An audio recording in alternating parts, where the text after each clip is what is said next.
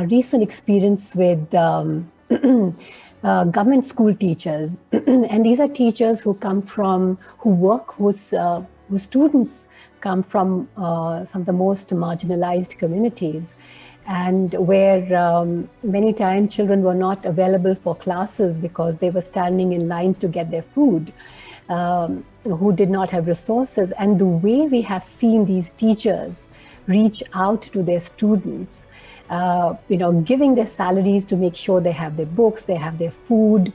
And these are teachers who don't get very high salaries, right? They're giving their salaries to make sure their students are taken care of. And working with them, we thought when we started this dialogue with them that we are going to be working together and maybe teaching them how to teach students. And for us, it was such a heartwarming and yes, humbling experience to witness what they were doing. And we learned so much from them. David, if I can come to you, I'd love to hear from you about the stories of hope or initiatives across the world. Sometimes in mental health fields, we get some strange ideas and think that it's about, the professionals treating a person, and that's the only direction of action. But as you just pointed out in that story, sometimes people who are really, really struggling actually might be able to make contributions to others, or they already are making contributions, but these are not being acknowledged or noticed or witnessed. So I think that story that you tell of how sometimes when we're most struggling, if there can be a context created for us to also be able to contribute to the life of somebody else, then much becomes possible. And in the midst of the pandemic in Rwanda, where we have close connections, they were also going through the 100 days of memory. Every year in Rwanda, they take 100 days to remember those who were killed in the genocide against the Tutsi, and have come up with some profound collective ways of memorializing. And I know that they have been in touch with you recently, trying to forge these dialogues between all that's happening in India and all that's happening in Rwanda.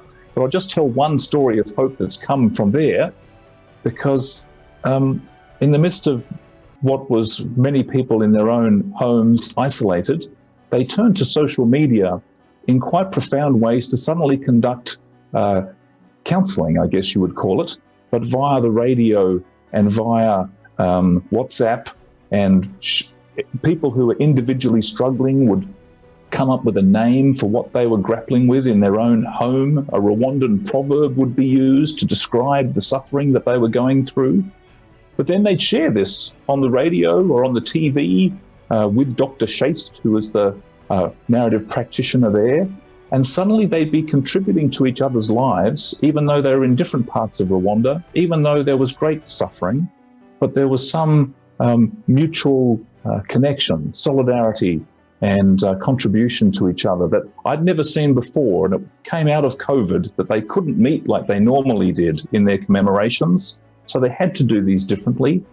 And like in so many places, including India, people have come up with these alternative ways that in the midst of suffering, people can contribute to the lives of others. So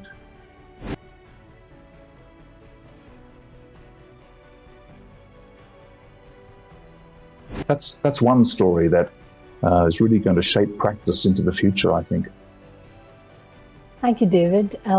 What you were sharing also reminded me of our recent experience with government school teachers. And these are teachers who come from, whose students come from some of the most marginalized communities, and where many times children were not available for classes because they were standing in lines to get their food, who did not have resources. And the way we have seen these teachers reach out to their students, giving their salaries to make sure they have their books, they have their food.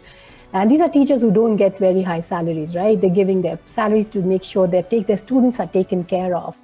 And working with them, we thought when we started this dialogue with them that we are going to be working together and maybe teaching them how to teach students. And for us, it was such a heartwarming and yes, humbling experience to witness what they were doing, and we learned so much from them. So, this is something that we're hearing a lot of. And what, Shekhar talked about social cohesion, and I was reminded of your book, Collective Practice, in which you talk about your interview with Paulo Freire from Brazil, the Brazilian educator and philosopher.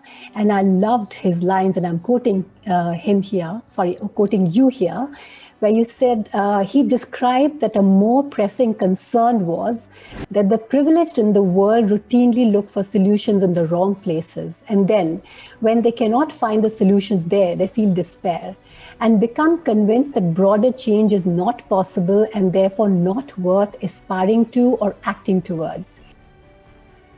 He named this phenomenon neoliberal fatalism and said that he believed it was perhaps the greatest obstacle we face. His quote, "Our struggle does not mean that we will necessarily achieve change, but without our struggle today, perhaps future generations would have to struggle much more. History does not finish with us, it goes beyond." How can we look for this hope in the right places? What do we need to do? I mean, right now, as we are recovering from the second wave, at least, what do we need to do? Where do we need to look for this hope in the which places? And I'm reminded of another such initiative in Sri Lanka, wherever there were blasts and people died. They would make street art there through the presence of art. So this brings me really to the link between hope and memory. And, if you were to ask any person, what do you remember about your childhood? You'll remember that which is a stable memory. And a stable memory is something that either happened many times or it happened once, but it is simply unforgettable, both positive, or negative. That, what I remember about my childhood, I had this 100-year-old antique bell and I would ring it and people would gather for dinner. And and now at the age of 40, it has pride of place in my home. All I remember about my childhood is day after day putting my ear outside my parents' door to listen whether they were killing each other or not. How do you create memories for children?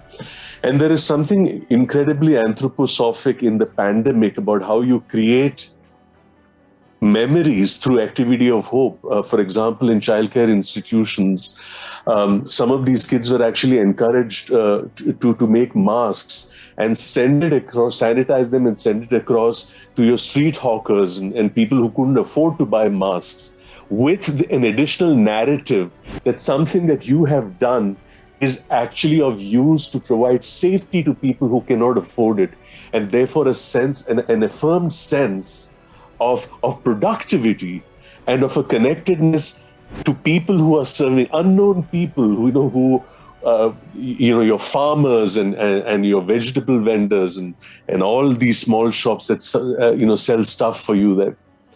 So going ahead, that's the kind of memory that one speaks of. And it's almost anthroposophic because, for example, if children cannot go out into the world because of lockdowns and so on, how do you bring the world back into the home, into childcare institutions, and provide experiences that are sensory and somatic and visual and textural for kids to remember that, yes, there was the lockdown. Yes, we didn't go to school. Like the principal in some place in the United States who used to bicycle in a small village and in a small town and go from house to house meeting his students, stand at a distance and say, "Hi, how are you doing? Everything okay? Anki dore, good day." And kids remember this. So that's the kind of stuff that we can do in simple ways to really keep our well-being intact and create memories which are then embedded in hope, which then generates more memories. It's these iterations, therefore, create both verbal structures of the narrative as well as images and experiences that have an internal and an external narrative. Crystal gaze into the near future with our series Be Inspired, that takes you into the world of AI, medicine, space, good governance, economy, and so much more. Subscribe to our channel now.